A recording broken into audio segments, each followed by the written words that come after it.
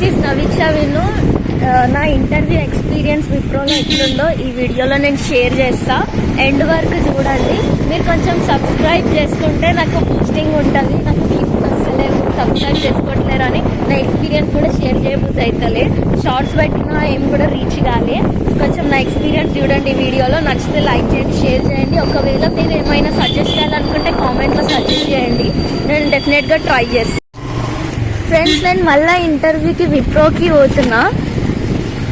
Actually రాదు, మళ్ళీ reject చేస్తారు నాకు తెలుసు. కానీ ఎందుకో చిన్న ఆశ ఉంటుంది, దానికోసం పోతున్నా. లోపల పోయినాక మళ్ళీ నాకు ఎంతసేపు వెయిటింగ్ అయింది, ప్రాసెస్ ఎట్లుంది నేను నెక్స్ట్ వీడియోలో మీకు చెప్తా.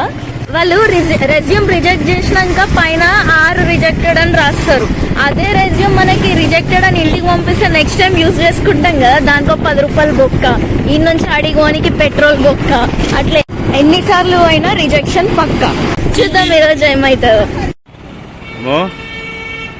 ఓయ్, ఇంటర్వ్యూ ఎట్లుంది, ఏమైంది, ఎక్స్పీరియన్స్ కొంచెం షేర్ చేయవచ్చు కదా వేరే వాళ్ళకి. ఎక్స్పీరియన్స్ ఏం లేదు, మనం ఎంత చదివినా అదొక పీస్ ఆఫ్ పేపర్ అని అర్థమైంది. మెయిన్ మనకు లక్ ఉండాలి, లేదా తెలిసిన వాళ్ళ దగ్గర రిఫరెన్స్ ఉండాలి. నీకున్న నాలెడ్జ్ తోటి యాజ్ ఎ ఫ్రెషర్గా, యాజ్ ఎ నాన్ వాయిస్ ప్రాసెస్లో క్రాక్ చేయడం అయితే ఇంపాసిబుల్ అనిపించింది. లోపల నేను అన్ని వీడియోలు తీసుకున్నా షేర్ చేద్దామని. ఆ సెక్యూరిటీ గార్డు హెచ్ఆర్ లెక్క దమ్ము చేస్తుండు, వీడియోలు అన్నీ డిలీట్ చేయించిండు.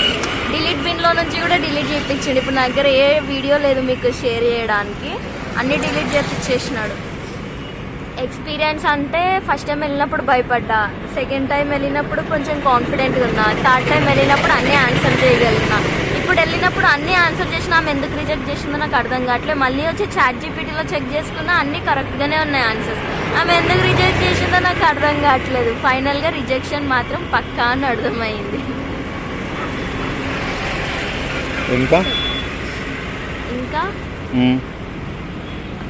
2000 లోపు ఎవరైతే IT field, non IT, voice process అట్లా ఎవరైతే ఇంటర్వ్యూకి వెళ్ళిరో వాళ్ళ లక్ అని చెప్పాలి. అప్పుడు వాళ్ళు కొంచెం క్రాక్ చేయడానికి ట్రై చేసినా ఈజీగా తీసుకున్నారు. కానీ ఇప్పుడు మేము ఎంత ఎఫర్ట్ పెట్టినా, ఎంత టాలెంట్ పెట్టినా, ఎంత నాలెడ్జ్ పెట్టినా మాకు జాబ్ వచ్చే ఛాన్స్ లేదు. చాలా అక్కడ చూస్తున్నా కదా జనాలని, అసలు వాళ్ళని చూస్తే బ్రెయిన్ ఏం పని చేయట్లేదు. రోడ్డు మీద పోయే ప్రతి ఒక్కరికి ఐడి కార్డు ఉంది. ఐడి కార్డు చూసినా, వాళ్ళని చూసినా నాకెందుకు వస్తలేదు జాబ్ అని తన్నుకు వస్తుంది లోపల. అరే నేను అన్ని ఆన్సర్స్ కరెక్ట్గా చెప్పిన, ఐదన్నా ఎందుకు రిజెక్ట్ చేసిందో అర్థం కావట్లేదు. నువ్వు వేసుకున్న డ్రెస్ కలర్ నచ్చలేదు. అట్లా అనేసి ఎవ్రీ టైం వేరే వేరే డ్రెస్ కలర్లు వేసుకోపోయినా అట్లా కూడా ఉంటుందని. వేసుకోయినా కానీ అవి నచ్చట్లేదు. యాక్చువల్లీ ఆమె నాకు కూలింగ్ పీరియడ్ టైం ఇచ్చింది. 30 days తర్వాత ఒకసారి నీ కమ్యూనికేషన్ చెక్ చేసుకొని రా, ఒకసారి కంటెంట్ పైన నాలెడ్జ్ తీసుకొని రా, ఇట్లా డిఫరెంట్ టైప్స్ ఆఫ్ రిమార్క్స్ ఇచ్చింది.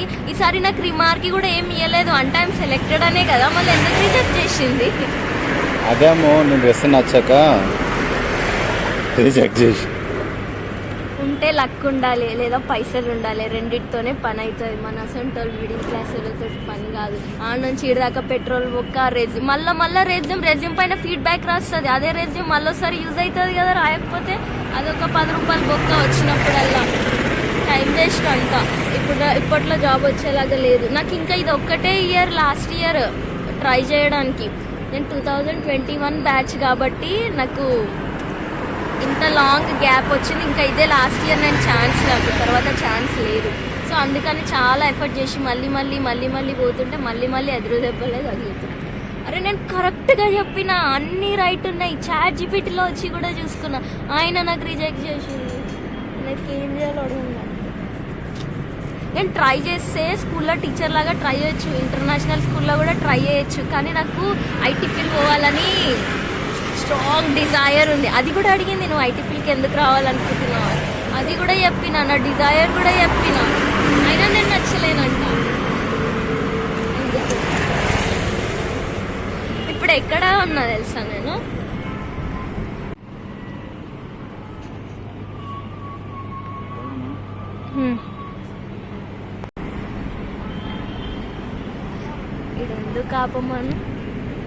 ఎందుకు ఆపమన్నా తెలుసా? యశోద హాస్పిటల్లో బీపీ ట్యాబ్లెట్ వేసుకున్నాను.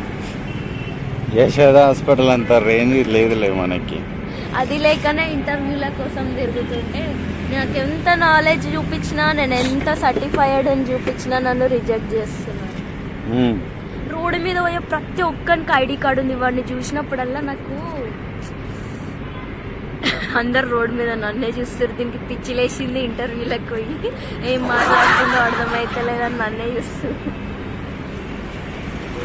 అరే సెక్యూరిటీ గార్డ్ హెచ్ఆర్ లెక్క చేస్తున్నాడు ఆడ. ఏమన్నా బిల్డప్ ఉందా? ఫస్ట్ టైం పోయినప్పుడు పాన్ కార్డ్ ఫోన్లో తీసుకొని పోయినా, హ్యాండ్లో లేకుండే. పాన్ కార్డ్ లేకపోతే నువ్వెందుకు వచ్చినావు అన్నాడు. ఇంట్లో ఉందంటే నువ్వు కూడా ఇంట్లో ఉండాల్సింది అన్నాడు. యాక్చువల్లీ అవన్నీ వర్డ్స్ హెచ్ఆర్ మేనేజర్ మాట్లాడేసి సెక్యూరిటీ గార్డే రుబాబిస్తున్నాడు ఆడ. ఐటీ ఫీల్డ్ అంతే. సెక్యూరిటీ గార్డు వీడియోలు డిలీట్ చేయించినాడు. నేను మంచిగా యూట్యూబ్లో షేర్ చేసుకుందాం దేవుడా, ఎంత లైన్ ఉంది నాలాగా ఎంతమంది కష్టపడుతున్నారో జాబ్ కోసం అని చూపిద్దాం అనుకుంటే వాడు వీడియోలన్నీ డిలీట్ చేయించినాడు. వేస్ట్ గాడు సెక్యూరిటీ గార్డ్ వాడే ఫీల్ అవుతున్నాడు పెద్ద ఓనర్ లాగా విప్రోకి. అంతే ఉంటుంది మనం. వాడికి ఏం తెలుసు ఎప్పుడు నేను వీడియోలు తీసుకొని బయటికి వచ్చేసిన పలానా ఆమె తీసుకుంది అని వాడికి ఏమన్నా తెలుసా? ఏమన్నా సీసీటీవీ ఫుటేజ్ ఉందా బయట వాడికి చూసుకోవడానికి? నేను బయటికి వచ్చినాక మరి నా వెనకాల వచ్చి డిలీట్ చేయించినాడు వాడు. ఇక ఐటీ ఫీల్డ్ లక్ లేదు నాకు. ఇక మళ్ళీ స్కూల్కే పోవాలి. ఇది నా ఎక్స్పీరియన్స్.